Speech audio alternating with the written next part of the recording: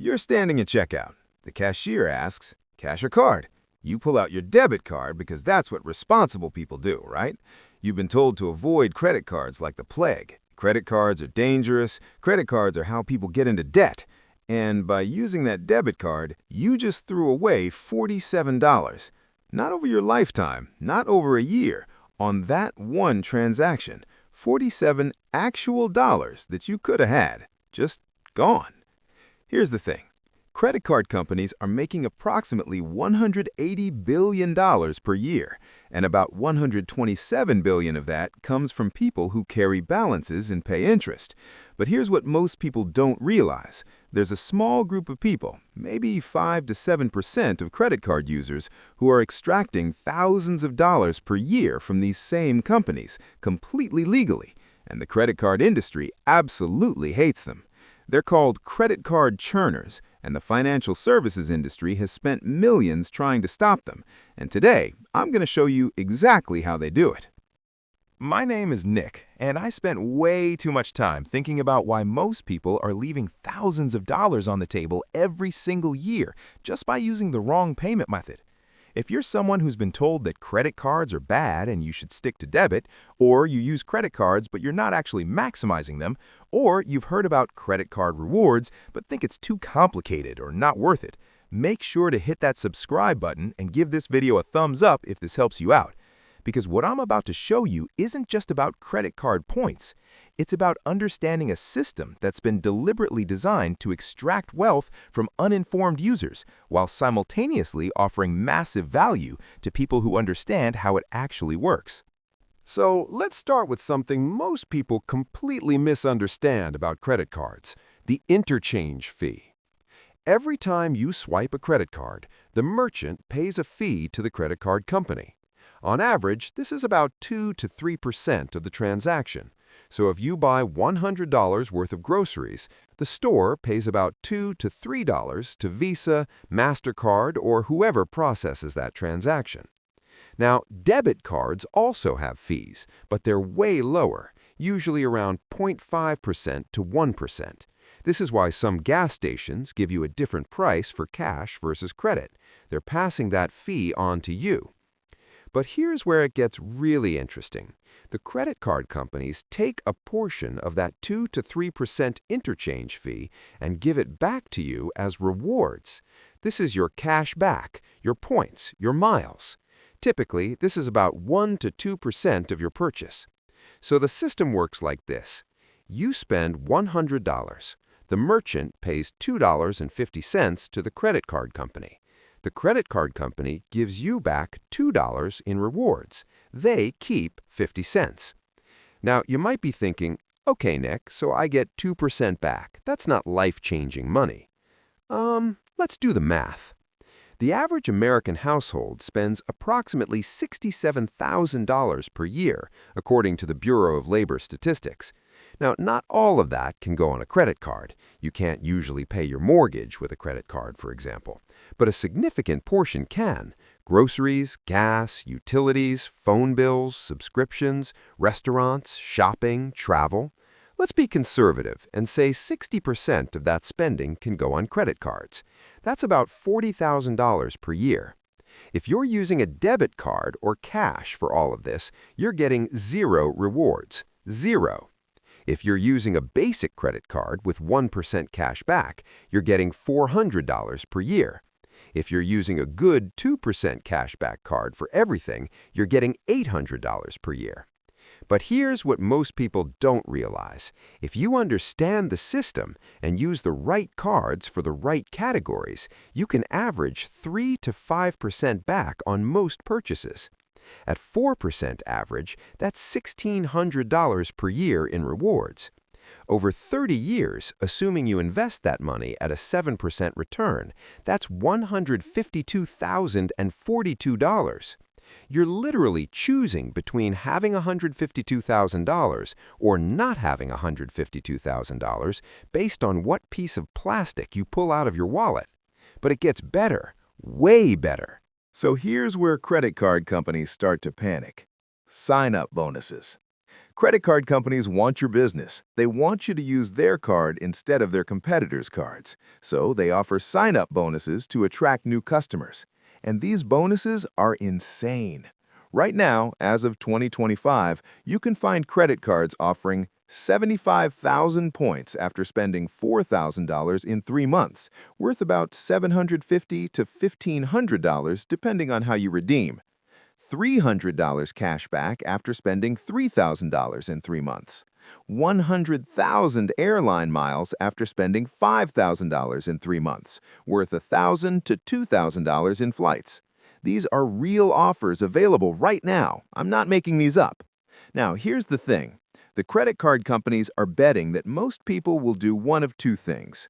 They won't hit the spending requirement to get the bonus, or they'll get the card, carry a balance, pay interest, and the company will make way more than the bonus cost them. But there's a third group of people who do something different. They sign up for the card, they put their normal spending on it to hit the bonus requirement, they pay it off in full every month so they never pay a penny in interest, they get the massive bonus, and then they move on to the next card. This is called churning. And the credit card industry absolutely hates it because these people are extracting pure value from the system without ever paying interest. Look, let me give you a concrete example of what this looks like in practice. Let's say you sign up for 3 cards over the course of a year. Not all at once, spread them out every 3 to 4 months. Each card has a sign-up bonus worth approximately $750 to $1,000 if you hit the spending requirement. Card 1, you sign up in January. Spend $4,000 in 3 months to get 75,000 points. You were going to spend that $4,000 anyway on groceries, gas, utilities, etc. You pay the card off in full. You get $750 to $1,000 worth of value. Card 2, you sign up in May. Spend $3,000 in 3 months to get $300 cash back. Again, this is spending you were already doing. You pay it off in full. You get $300. Card 3, you sign up in September. Spend $5,000 in 3 months to get 100,000 airline miles. You hit the spending requirement with your normal expenses, you pay it off, and you get $1,000 to $2,000 worth of flights. Total value extracted from credit card companies that year, $2,050 to $3,300. And you didn't change your spending habits at all. You didn't pay a penny in interest. You just got paid for spending money you were already going to spend. Now, you might be thinking, okay, but doesn't this hurt your credit score? Isn't opening multiple credit cards bad? Here's what most people don't realize. Opening new credit cards can actually help your credit score in the long run, as long as you're managing them responsibly. Your credit score is determined by 5 factors. Payment history, 35%. Pay on time, this goes up. Credit utilization, 30%, the percentage of your available credit you're using. More available credit equals lower utilization equals higher score. Length of credit history, 15%, average age of your accounts. Credit mix, 10%, having different types of credit, and new credit, 10%, recent applications and new accounts. Opening new cards temporarily dings your score because of the hard inquiry and because it lowers your average age of accounts, but it also increases your total available credit, which lowers your utilization ratio. And if you're paying everything on time, your payment history is strong. According to a study by creditcards.com, people who practice responsible credit card churning typically have credit scores in the 750 to 800 range. These aren't people destroying their credit. These are people who understand how credit actually works. Now, here's where I need to be really honest with you, because this is where most people screw this up. Credit card rewards are mathematically incredible if, and this is a massive if, you never carry a balance. The average credit card APR right now is about 22%. If you carry a balance and pay interest, you're not gaming the system is gaming you. Let's say you put $2,000 on a credit card to hit a sign-up bonus. You get $300 cash back, but then you only make minimum payments and carry that balance for a year. At 22% APR, you'll pay about $440 in interest. You got $300 in rewards, but paid $440 in interest. you lost $140. This is the trap. This is why credit card companies offer these bonuses. They're betting that a certain percentage of people will carry balances, and those people will more than pay for the bonuses given to the churners. According to the Federal Reserve, about 45% of credit card holders carry a balance month to month. These are the people funding the entire rewards ecosystem. They're subsidizing the churners. So here's the deal. If you cannot, and I mean cannot, pay your credit cards in full every single month, do not do this. Seriously, just stop reading right now. This strategy is not for you until you get your spending under control.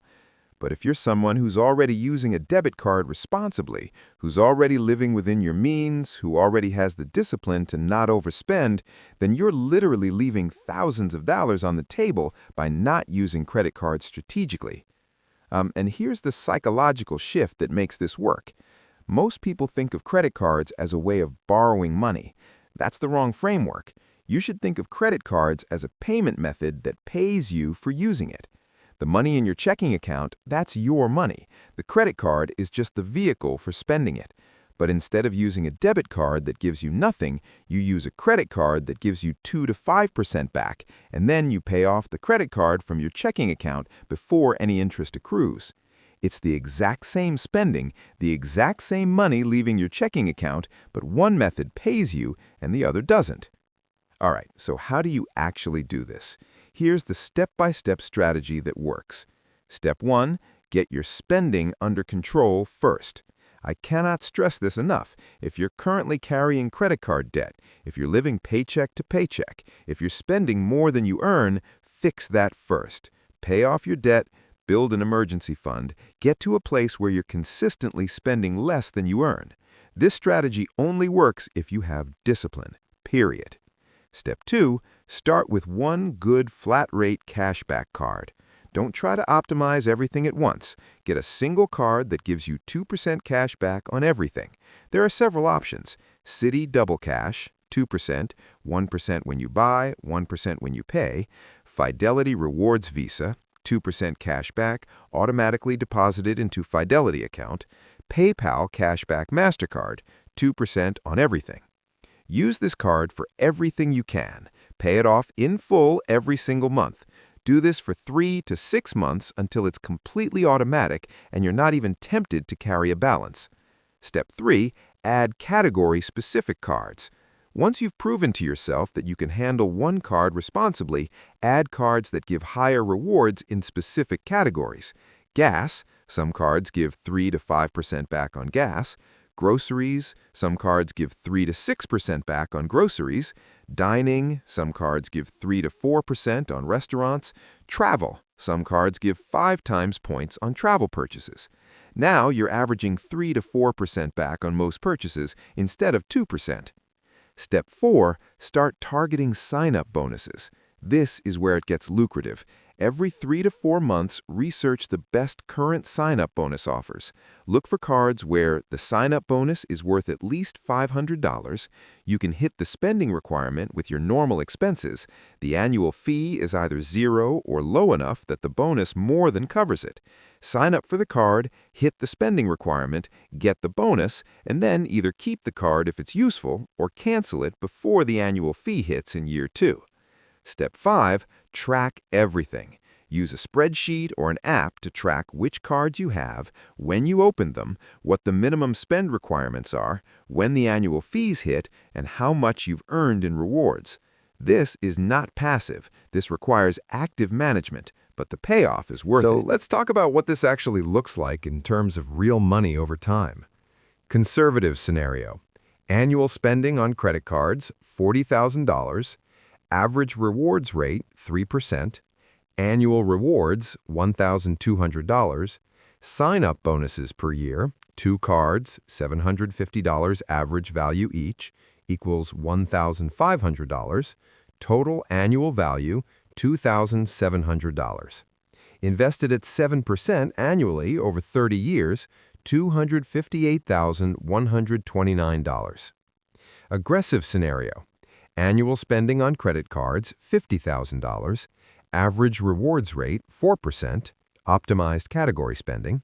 Annual rewards, $2,000. Sign-up bonuses per year, 4 cards, $800 average value each, equals $3,200. Total annual value, $5,200.